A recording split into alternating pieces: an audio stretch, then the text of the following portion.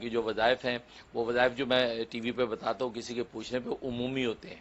وہ پوچھنے والا تو ایک ذریعہ بنتا ہے لیکن وہ عمومی ہوتا ہے کہ آپ کے اگر اسی طرح کے حالات ہوں تو آپ بالکل جو ہے اس پہ عمل کر سکتے، اس پہ کوئی مذاقہ نہیں ہے، اس کی عام اجازت ہوتی ہے. باقی پوچھنے والے کا ذریعہ بنتا ہے لیکن یہ کہ خصوصیت نہیں ہوتی کہ وہی کرے کہ دوسرا کوئی نہ کر سکے. یا یہ کہ آپ نے سنا کسی اور شخص کو کوئی تکلیف ہوئی، آپ نے میرا وہ وظیفہ سنا ہوا ہے، اس کی بھی میں نے اجازت دے رکھی کہ آپ آگے بتا سکتے ہیں کہ ہاں بھی مفتی صاحب ہمیں یہ وظیفہ بتایا تھا، یہ آپ یہ عمل کر لیں. تو یہ تو ایک صدقہ جاریہ ہے، اس کی میں نے عام اجازت دے رکھی ہے تاکہ میرے لیے اللہ کے ہاں جو اجر و ثواب کا ذخیرہ جمع ہو. باقی جو ہے وہ 2 وقت کی روٹی اللہ نے انتظام کر. قرآن کریم کی تلاوت جو ہے ناغے کے دنوں میں منع ہوتی ہے، لیکن باقی جو ہے ذکر و اذکار، اللہ کے اسماء کا ذکر، دروشی وغیرہ وہ ناغے کے دنوں میں بالکل پڑھ سکتی ہیں. تو کوئی بھی اسم اعظم یا حیو یا قیوم یا اللہ یا رحمان یا رحیم، اس طرح یا ذل جلالہ والاکرام وغیرہ، تو اللہ کے کوئی بھی نام ہے اسم اعظم کے وہ ناغے کے دنوں میں خواتین پڑھ سکتی ہیں، اس میں کوئی مذاقہ نہیں ہے. تو مفتی صاحب لطائف علمی آج کیا ہم سنیں گے؟ جی اس حوالے سے مجھے ایک اللہ والے ہیں ان کا واقعہ یاد آ گیا. جی. تو ایک بزرگ چلے جا رہے تھے تو سامنے سے شراب کے مٹکے آ رہے تھے ایک سواری پر. اچھا. تو انہوں نے پوچھا کہ یہ شراب کے مٹکے کس کے ہیں؟ جی. انہوں نے کہا بادشاہ وقت کے ہیں. اچھا. اور یہ خصوصی شراب تیار ہو کر جا رہی ہے. اب انہوں نے یہ سوچا کہ یار یہ تو شراب ہے اور یہ حرام میرے سامنے سے گزر رہا ہے اور میں یہاں جو ہے اگر وہ اس پر کوئی کاروائی نہ کروں تو اللہ کے یہاں پوچھو گی. تو انہوں نے اس سے ڈنڈا اپنا اٹھایا اور مٹکے توڑنا شروع کر دی. اچھا. وہ کارندے روک رہے ہیں لیکن وہ دیوانہ وار مٹکوں پہ توڑ کے 99 مٹکے توڑ دیے انہوں نے. اچھا. آخری ایک مٹکا چھوڑ دیا. 100 مٹکے تھے. اچھا. 100 چھوڑ دیا. تو اب وہ جناب وہ کارندوں نے بھی مار پیٹ کی، دھکم پیل کی، لیکن انہوں نے اپنا کام کر دکھایا. اب وہ مٹکے جب گئے تو بادشاہ انتظار میں تھا. انہوں نے کہا کیا ہوا؟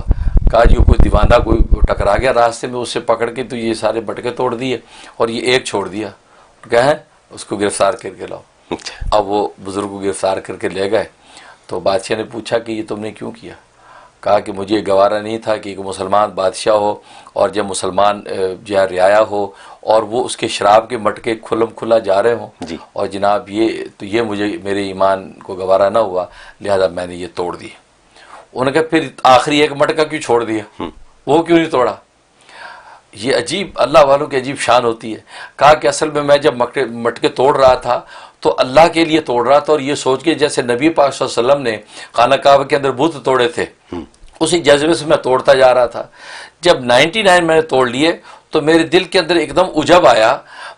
یہ آیا کہ بھائی تو نے بہت بڑا کام کیا، کمال کر دیا بھائی، تو نے تو بادشاہ کے مٹکے توڑ دیے. یہ کیا تیرا ایمان اور کیا تیرا جناب اہمیت دینی ہے. یہ میرے دل میں عجب آیا تو میں فوراً رک گیا کہ نہیں، اب تک جو توڑ رہا تھا تو میں اللہ کے لیے توڑ رہا تھا اور برائی مٹانے کے لیے. اب میرے اندر ایک بڑائی اور عجب آ گیا ہے، اب یہ توڑوں گا تو اپنے نفس کے لیے توڑوں گا. زیادہ میں اپنے نفس کے لیے توڑ رہا تھا، میں تو اللہ کے لیے توڑ رہا تھا، اس لیے میں نے وہ چھوڑ دیا کہ اس توڑنے کا فائدہ نہیں، اپنے نفس کے لیے. یہ اس کی پوچھ ہو جائے گی کل. تو بادشاہ جب یہ بات سنی تو بڑا خوش ہوا. بادشاہ نے اسی وقت بزرگ کے ہاتھ پہ توبہ کی اور کہا کہ میں تمہیں انعام اکرام سے نوازتا ہوں کیونکہ تیرے اس تصور نے کہ یہ جو کچھ تو نے کیا ایسا لگتا ہے تو نے کسی کا نقصان کیا، لیکن تو اللہ کی دھرتی پہ اس دھرتی کے مالک کو راضی کر رہا ہے. لہذا میں بھی آج کے بعد اسی کا بندہ بنتا ہوں، آئندہ سے میں بھی شراب نوشی نہیں کروں گا. کیا بات ہے. تو یہ ہے وہ اخلاص. یہ اخلاص جو ہے نا، جیسے ایک یہودی کے ساتھ حضرت علی مرتضیٰ رضی اللہ تعالیٰ عنہ باب العلم والقضاء کی گشتی ہو رہی تھی. جی. تو آپ نے اس کو جو ہے وہ گرا لیا اور اس کی چھاتی پہ بیٹھ کر تلوار یوں کھینچی. جی. تو جیسے کھینچی تو خود آپ کے منہ پہ تھوک دیا.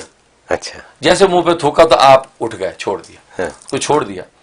تو وہ بڑا حیران ہوا کہ بھائی اب تو آپ میرے اور ٹکڑے کرتے، اور غصے میں آ جانا چاہیے، اور آپ نے مجھے چھوڑ دیا. کہا کہ نہیں، پہلے میں جو تیرے ساتھ لڑ رہا تھا، محاربہ کر رہا تھا، یہ اللہ کے لیے کر رہا تھا کہ اللہ کی دھرتی پہ اللہ کا نام بلند ہو، میں اس لیے کر رہا تھا. لیکن جب تو نے منہ پہ تھوکا تو مجھے ذاتی غصہ آیا، نفس کا غصہ آیا. تو اب اگر میں تجھ پہ وار کرتا تو اپنی نفس اور ذات کے لیے کرتا تو یہ اللہ کو گوارا نہیں تھا، اس لیے میں ہٹ گیا ہوں، اپنے نفس کے لیے تجھے معاف کرتا. سبحان اللہ. یہ وہ لوگ ہیں.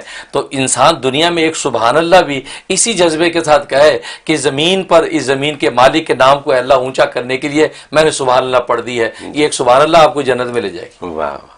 لیکن آپ تہجد کی رکعتوں کی رکعتیں پڑھیں اور یہ سوچ کے پڑھیں کہ لوگ کہیں کہ یہ بڑا نمازی ہے، تو آپ کے سارے دکھانے کے لیے پڑھیں. جی جی یہ حقیقت ہونی چاہیے. درست.